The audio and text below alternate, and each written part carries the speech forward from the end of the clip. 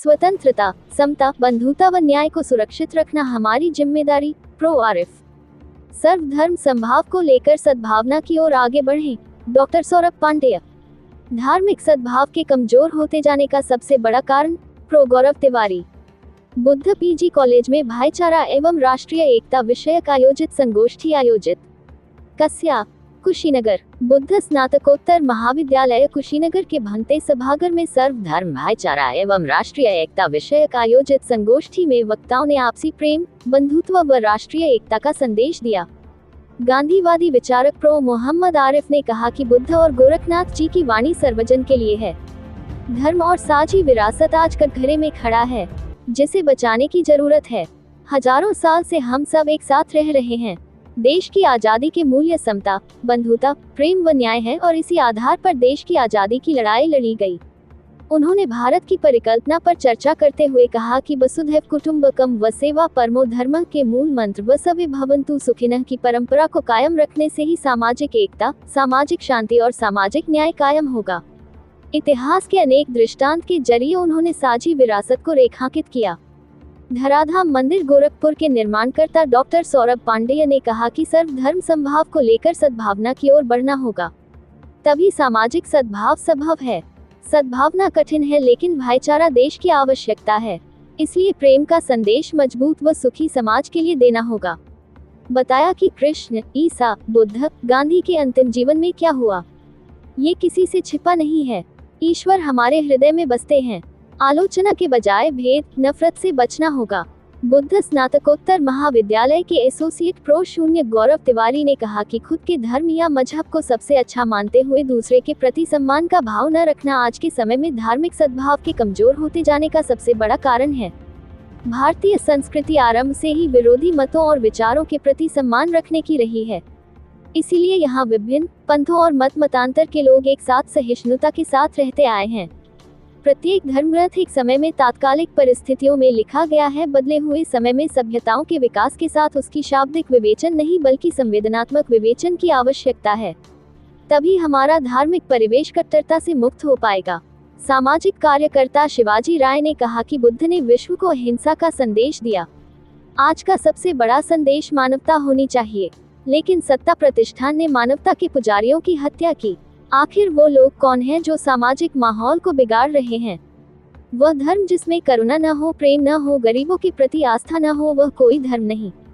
पूंजी की ताकत से देश को रौंदा जा रहा है और देश की संपत्ति लूटी जा रही है। जरूरत है सबके विकास के साथ आपसी सद्भाव को बनाए रखें।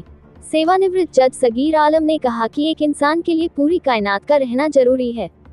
हमें मोहब्बत का माहौल अच्छी कम्युनिटी के लिए बनाना होगा। भंते डॉक्टर नंदरतन ने बुद्ध के उपदेशों सभी प्राणियों के सुख के लिए है।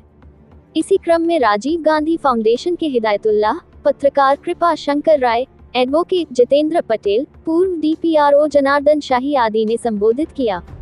अतिथियों का स्वागत इद्रीश, पूर्व डायट प्राचार्य बीपी गुप्ता, वाजिद अली, डॉक्टर राघवेंद्र सिंह, प्रधानाचार्य दुर्गा प्रसाद यादव आदि ने माल्यार्पण कर स्वागत किया। अध्यक्षता एडवोकेट विजय कुमार श्रीवास्तव व संचालन आयोजक व भाईचारा समिति के संयोजक अयोध्या लाल श्रीवास्तव ने किया। इस दौरान अमीरुद्दीन कुरैशी, एकलाख अहमद लारी, गेंदा सिंह, संदीप कुमार सिंह, संजय सिंह, मोहन फिलिप, मोहम्मद कैश खान, स्वामीनाथ पटेल, पंकज कुमार श्रीवास्तव, मेनुद्दीन अंसारी, शंभू चौहान, श्री नारायण कुशवाहा, साकिर अली आदि मौजूद रहे। मोहम्मद आरिफ। कटघरे में खड़ा कर रहा है और दूसरी हिंदुस्तान की जो सबसे बड़ी विशेषता थी साझी विरासत, आज वो भी कटघरे में खड़ी हुई है। अभी तक जो वक्ताओं से मुझे जो बात समझ में आई वो एक दो सवाल है। एक राय साहब की तरफ से ये दोनों बीच के सवाल है कि एक दो जख्म नहीं सारा बदन है छलनी, एक दो जख्म नहीं सारा बदन है छलनी, दर्द बेचारा परेशान है कहां से उठे। ये मुझे लगता है कि भारतीय समाज की ये स्थिति है, साझी विरासत की स्थिति है, सर्वे भवन्तु सुखिनः की स्थिति है, वसुधैव कुटुंबकम की स्थिति ये है आज। दूसरा, हम चाहते क्या हैं? दर्द दिल के वास्ते पैदा किया इंसान को, दर्द दिल के वास्ते। इसकी बात हो रही थी कि अगर हम इंसान हैं, मानवीय मूल्य है, इंसानियत सबसे बड़ी चीज है, वो इंसानियत हर धर्म का हिस्सा है। क्या वो इंसानियत बरकरार है? तो दर्द और गॉड, ईश्वर, अल्लाह, वाहिगुरु, आदमी के पैदा करने के पीछे भी कोई मकसद है। तो दर्द दिल के वास्ते पैदा किया इंसान को, वरना ताक के लिए कम न थे करोड़ों गया। ये जो फरिश्ते हैं, देवदूत हैं, ये सब इबादत के लिए बहुत थे, पूजा पाठ के लिए बहुत थे, पर इंसान से इंसान का हो भाईचारा, ये बहुत जरूरी चीज है। सवाल उठता है कि क्या हिंदुस्तान सदा से ऐसे ही था? अयोध्या लाल श्रीवास्तव जैसे साथियों को कि नए हिंदुस्तान की बात कर रहे हैं, या हिंदुस्तान कुछ दूसरे तरह का था? आज दिखलाई कुछ दूसरे तरह का पड़ रहा है, और ये उस पुराने हिंदुस्तान को फिर से वापस बनाना चाहते हैं। ये बात बहुत महत्वपूर्ण है। मुझे इसी धरती से बाबा गोरखनाथ याद आते हैं।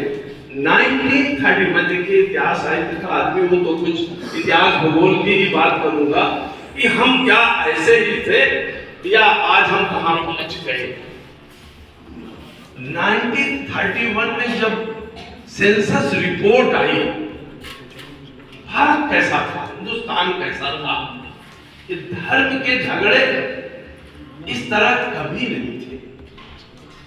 जब सत्ता और संसाधनों पर, या आप अपने घर में देखें, हमारे घर में देखें कि एक भाई दूसरे भाई की संपत्ति पर, एक ही धर्म का, एक ही परिवार का, एक ही बाप का बेटा, ऐसे तमाम आपको उदाहरण मिलेंगे जहां संपत्ति के लालच में, सत्ता के लालच में ये बेईमानी शुरू होती है।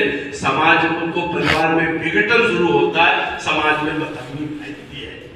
ऊंचे पैमाने पर भी ये होता है जब सत्ता और संसाधनों को प्राप्त करने के लिए धर्म का सियासत में, धर्म का समाज में बेजा इस्तेमाल किया जाता है, तो ये बिखराव, ये विघटन, साझी विरासत, मेलजोल की परंपरा, इसको खतरा पैदा होता है। ये हमारी ना तो नियति रही है, ना हमारा इतिहास रहा है, ना हमारा भाग्य रहा है। हम दुनिया के सभी मुल्कों से, हिंदुस्तान अलग ढंग का मुल्क था जहां आपसी कुछ झगड़े